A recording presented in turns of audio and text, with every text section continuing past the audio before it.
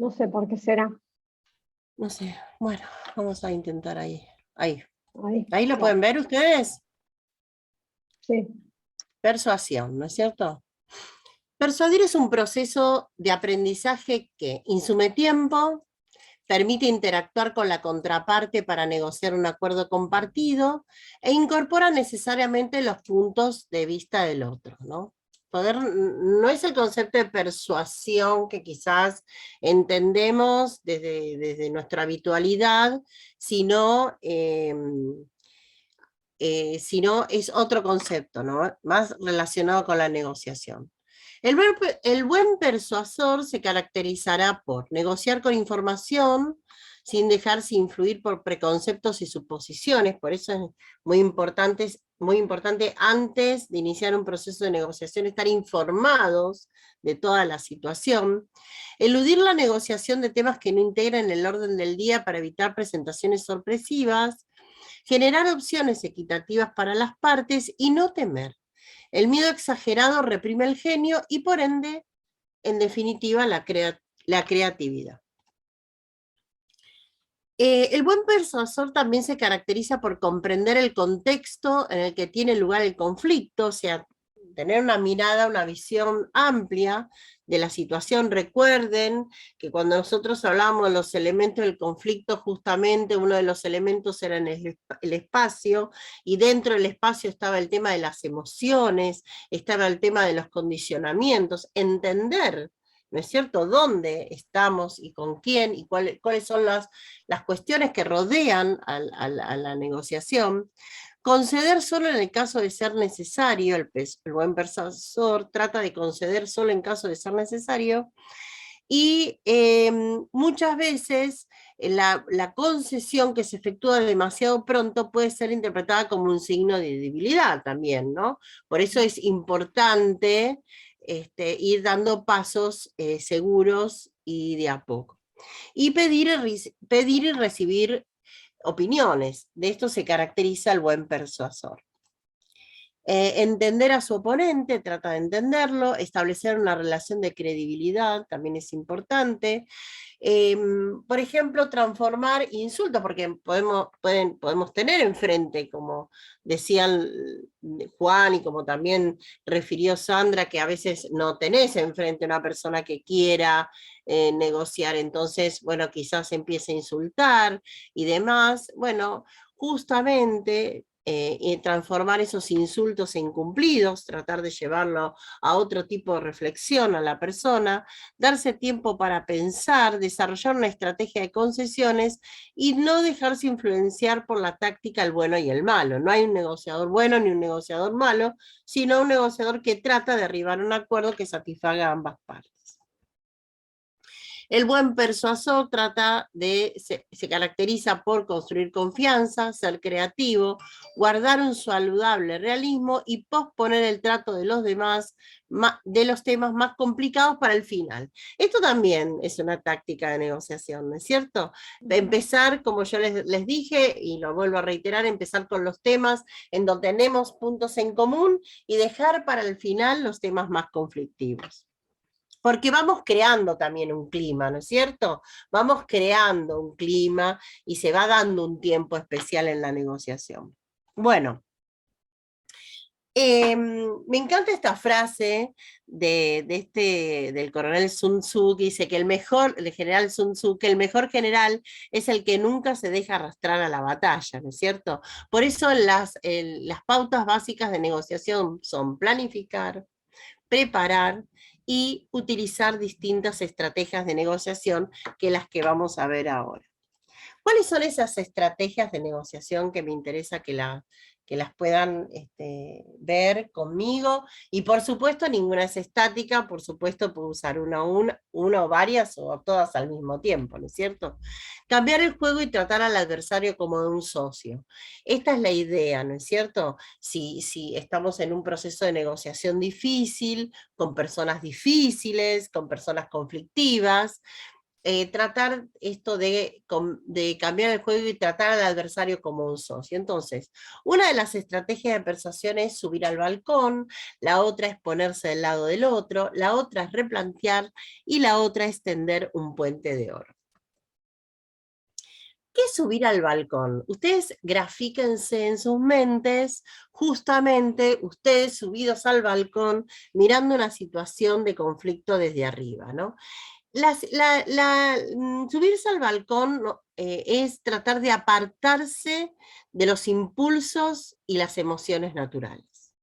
Eso es importante en materia de negociación, y es una de las tácticas o estrategias de persuasión, digamos que a mí me parece que tenemos que poner en práctica si queremos arribar a un buen acuerdo y llevar adelante un buen proceso de negociación. Evaluar el conflicto con calma. Como dice Ambrose Bierce, hable con ira y pronunciará el mejor de los discursos que siempre lo lamentará. ¿Sí? Y esto es una gran realidad. Aún pensemos en nuestras relaciones personales. Estar alerta. Subir al balcón también implica estar alerta. No sospechar de todo. Conocer los puntos vulnerables de cada uno. El cuerpo, ¿no es cierto? Nosotros hablábamos del cuerpo como también una manera de manifestar nuestro lenguaje, ¿no es cierto? El lenguaje corporal es tan importante. Recuerdan que yo les dije que si yo vengo a negociar con Laura y cruzo los brazos así, más vale que mi posición no va a ayudar mucho, ¿no es cierto? Hacerse el tonto a veces es una ventaja, no apresurarse en negociaciones importantes, y la concesión que más lamentará será la que usted hizo, apresuradamente, ¿no es cierto? Y tomar notas resta impulso, que yo les comentaba hace un ratito, ¿no es cierto? Tomar notas me permite tomar un poco de distancia en el proceso de negociación. La otra estrategia de negociación es ponerse del lado del otro. Reconocer su punto de vista, sentimientos, idoneidad y prestigio, por ejemplo, que tenga el otro, ¿no? Imagínense que yo estoy negociando una salida laboral de alguien, por ejemplo, no sé, de una persona que tiene determinado prestigio académico, determinado prestigio como abogado, o sea, por supuesto, yo me tengo que poner en el lugar del otro para saber cómo negociar, ¿no es cierto?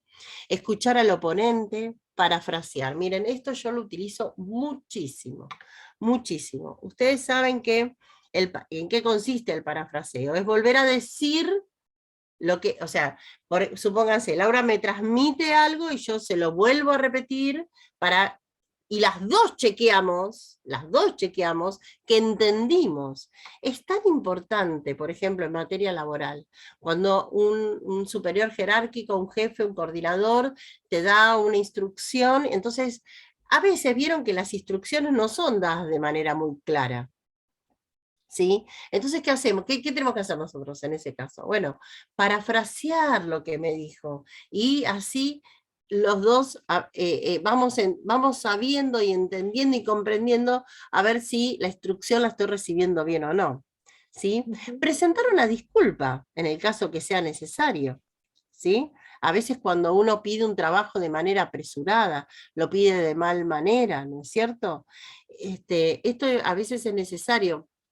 Ponerle, discúlpame, yo sé que te pedí este trabajo de mal manera, te pido disculpas, no pasa nada, ustedes van a conseguir mejores resultados así, ¿sí? Afirmar con yo, no con usted.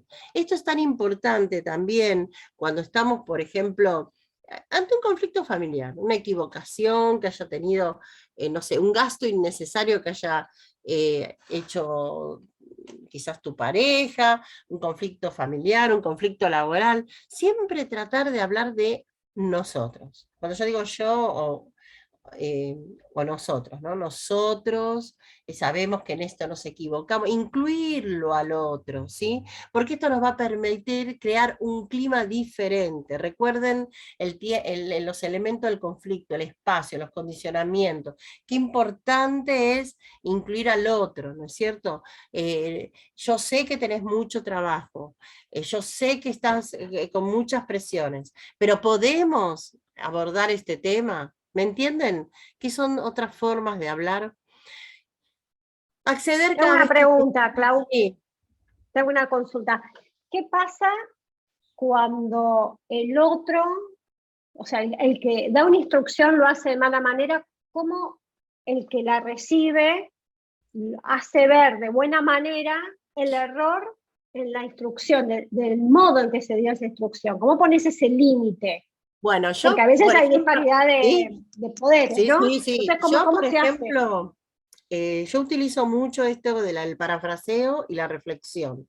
Vuelvo quizás a repetir lo mismo que el otro me dijo, y se lo digo, acuérdense de eso, que el mejor de los, hablar con ira es un discurso que uno lamentará toda la vida. Por supuesto, yo trato de bajar, ¿no es cierto?, de reflexionar y llevarlo, quizás a través de la reflexión a que está en una posición jurídica equivocada. Seguramente a vos te habrá pasado, a mí también muchísimas veces, cuando un superior jerárquico piensa jurídicamente, en lo jurídico hablo yo, ¿no? Por Sí, sí, ejemplo. sí. No, bueno, no, pienso que esto, no, pero si yo por ahí hablo mucho con ira, o tratando, bueno, ahí estoy, vieron, tratando de por ahí mantener una posición, que es mi posición jurídica, entonces ahí no, ahí yo lo que hago mucho es volver a repetir lo que el otro dijo y tratar de llevar la reflexión y parafrasear mucho. Yo utilizo mucho el parafraseo, Laura, muchísimo. Ok. No diga pero, porque el pero es más bien negativo, si no diga sí, por ejemplo, pero si vos te hubieras apurado, pero si vos hubieras atendido, leído con más detenimiento, bueno, pero si en lugar de pero usamos, si leyeras con más detenimiento, si volvieras a leer, ¿qué te parece si revemos esta posición, esta postura? ¿Me entiendes? Por ejemplo, a mí me ha pasado mucho, por ejemplo, si volvemos a leer la ley, a ver si por ahí encontramos una salida. Si Doy volvemos fe a de leer el eso. artículo, yo lo utilizo mucho eso. Doy fe de eso. ¿Alguno le pasó algo similar donde tuvo que acudir, quizás sin saberlo, a estas técnicas que hoy Claudia nos está explicando? Porque muchas veces las usamos intuitivamente, las hemos usado, Claro, ojo, ¿eh? A mí yo no sé, hasta que hice el posgrado me di cuenta que mucho utilizaba intuitivamente. hasta por instinto de conservación, ¿no? También. ¿O no? Sí, claro. ¿Alguno, Más vale. ¿Alguno de ustedes les pasó eso? ¿Se vieron en esta situación de tener que defender una posición, de llevar al otro a reflexionar sobre un error? Si a ninguno le pasó, yo quiero trabajar en los trabajos de Yo creo ustedes. que nos pasa todo el tiempo. Claro, Nos pasa a nosotros Claro. sí, que en todas las totalmente, posiciones. Sí, totalmente. claro que A veces sí. somos los que tenemos que cambiar nosotros y a veces es la otra persona. Esa es Sí, muy buena observación, porque uno también a veces en el apuro comete el error de decir las cosas de manera muy enfática, sin merituar cómo el otro la puede recibir. Bueno, y eso es lo que pasa mucho con los mensajes de WhatsApp. Uno claro. los envía con una intención, lo escribe con el ánimo que tiene en ese momento, y el que lo recibe con el ánimo que él tiene en ese momento, y lo lee con toda la carga de lo que le está pasando a él. Exactamente, exactamente. Por eso, viste, Julio, que yo decía hace un ratito, qué importante sabernos comunicar por WhatsApp también. Ahora que es un medio realmente de comunicación, no sé, supongo que a ustedes les pasará como a mí, que hay días que trabajan remoto, hay días que trabajan presencial, y bueno, pero los días que trabajamos remoto, ¿cómo nos comunicamos? A través del WhatsApp, ya sea por escrito o por audio, esa es la Tal manera cual. más rápida. Sí, sí. Porque hoy Entonces yo el digo, perdón, Clau. no, no, está bien, Lauri. No, que No. yo digo que es importante los signos de puntuación, por ejemplo, ¿viste? Sí, El sí. punto, la coma, porque... Uno de los temas que vamos a ver la clase que viene, que me parece interesante en relación a lo que vos estás diciendo ahora al WhatsApp, es que ahora en el ámbito laboral el WhatsApp se usa para todo. No sé, yo debo ser una de las pocas que me han renunciado por WhatsApp. ¡Opa! Me han renunciado por WhatsApp. Me avisaron que no podían seguir trabajando, que la posición no era la que ellos esperaban. Y la verdad es que, quizás porque soy una persona mayor, yo hubiera querido una charla. Algo que Claro. pueda, porque era alguien que había dicho a esa posición que sí, y ahora me decía que no. Por lo menos me generaba curiosidad saber por qué. Claro. Entonces, el WhatsApp es una cosa que se ha como masificado tanto que, en mi opinión, no estoy tan de acuerdo. Me parece que una renuncia merita un llamado telefónico poco menos, ¿no? Mínimo, yo hubiera llamado mínimamente, pero bueno, decime que esta fue una persona joven. No, Mira. ¿sabés que no? ¿Sabés que no? Mira. Y lo loco es que no habíamos empezado a trabajar juntas. O sea, ella Ay, después, Dios. por alguna razón, en un fin de semana cambió de opinión y me mandó un mensaje un sábado a la tarde diciendo que no, el lunes no se iba a presentar a trabajar. Con lo que eso implica para, digamos, para los equipos, hacer lugar a la persona, hacer toda una presentación a los equipos. Bueno, y el lunes tuve que contar al equipo que esa persona no se iba a incorporar. Entonces, es un medio de difícil. comunicación, es una herramienta muy valiosa, pero también es una herramienta peligrosa. Sí, A tal mí, cual. sí, la semana pasada en un grupo que tengo de trabajo, no del trabajo con el Estado, sino otro trabajo, yo tenía que mandar un comunicado, entonces redacté el comunicado y le pedí a un colega que me lo revise, y cuando me lo revisó me dijo, es muy duro, es muy formal, parece que estás dando órdenes. Y lo que hizo fue suavizarlo con emoticones, que yo no utilizo, yo no sé usar emoticones, soy malísima, no sé lo que significa cada uno, me hago unos líos bárbaros, pero sinceramente cuando lo leí con todos estos emoticones, dibujitos que agregó, es verdad que el texto se sentía distinto. Entonces digo, Claro que es sí. una herramienta que sirve, pero hay que saber usarla. No es menor esto que están hablando, porque no es para cualquiera. No es simplemente redacto, pongo y mando como si todo No, fuera, sí. que todos van a entender en qué tono lo dije. Es difícil. Es complicado. Pero, acá Juan agrega, Juan Puente dice que también él conoce gente que ha sido despedida por WhatsApp. Sí, es verdad, él le dice, es cierto. Creo que es peor. Creo que Sí, es peor sí, todavía sí, que te peor. despidan por WhatsApp. Pero igual, yo no uso, pues yo agregando a no uso emoticones porque muchas veces meto la pata porque no me pongo los anteojos y mando cualquier cosa. No es lo que yo quería mandar. Entonces mejor no mando emoticones. No, pero, pero lo que Muy dice interesante. Sandra tiene razón, es muy acertado. A veces un emoticón, cuando vos por ahí querés darle una instrucción o por ahí querés marcar un trabajo de algo, un emoticón suaviza lo escrito, ¿no? Lo manifestado, es cierto, ¿eh? Es algo que también tenemos que tener en cuenta. Bueno, y sí, sí. Perdón, hay Decime, alguien Luli. más que hace una intervención que me pareció interesante. Bernarda dice, también hay que ver quién es el interlocutor. Yo ejerzo también Claro. la profesión de manera privada, igual persuadir a un juez con el lenguaje que requiere un escrito judicial es difícil. Sí, dice. es cierto. Y es verdad, y es Sí. verdad. Pero Sí. para eso, yo creo que una de las herramientas que empezamos a tener los abogados, y creo Es que cierto. cada vez va logrando mayor adeptos, es el lenguaje claro. Ustedes no sé si recuerdan que hace algunos meses atrás, yo creo que, no sé, no debe haber pasado de fines del año pasado, salió en los diarios que una jueza le había contado a un nene de cómo iba a ser el régimen de tenencia, del cual se iba a ver afectado a través de un dibujo, para que el chico lo entendiera. Entonces me parece que esta manera, Bernarda, que vos decís, quizás una de las herramientas que tenemos que empezar, por lo menos, a plantearnos, es el uso del lenguaje claro. Tanto digamos, nosotros como abogados litigantes y también como miembros del Poder Judicial. Sí, sí, es verdad lo que dice Bernarda, que bueno, cómo dirigirse a los jueces, pero también hay esa tendencia, algunos jueces ya lo están utilizando, los juzgados de familia, yo he visto, por ejemplo, sentencias de adopción muy lindas, hay una muy interesante, una de las primeras que, por lo menos que yo tuve conocimiento, donde le decía a dos hermanitos por qué los adoptaban, le hablaba con un lenguaje muy claro para que ellos mismos lo entendieran. Recordemos también que con la reforma del Código Civil y Comercial, cuando se propició la reforma en el año 2010, una de las consignas era el lenguaje claro. Y si uno hoy ve el código y lo compara frente a la obra de Vélez en su momento, tiene un lenguaje más claro. Tiene un lenguaje más claro el código actual frente a la obra de Vélez Sarsfield, ¿no es cierto? Que por supuesto no la merezco, por todo lo contrario, una obra jurídica excelente.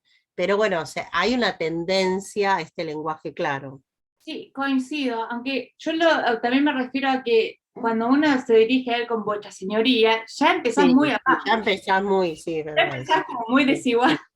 Es verdad eso, pero todos ponemos así en el escrito, o esta señorita me presento y respetuosamente digo. Y nos olvidamos que merecemos el mismo trato que los jueces. Nos olvidamos que merecemos el mismo trato. Así dicen nuestras credenciales, ¿no? Sí. Bueno, vamos a la otra estrategia de persuasión, que es replantear. Replantear, bueno, como bien la palabra lo dice, ¿no? Cambiar el juego replanteando la situación. Formular preguntas abiertas y que no se contesten con un no, ¿no es cierto?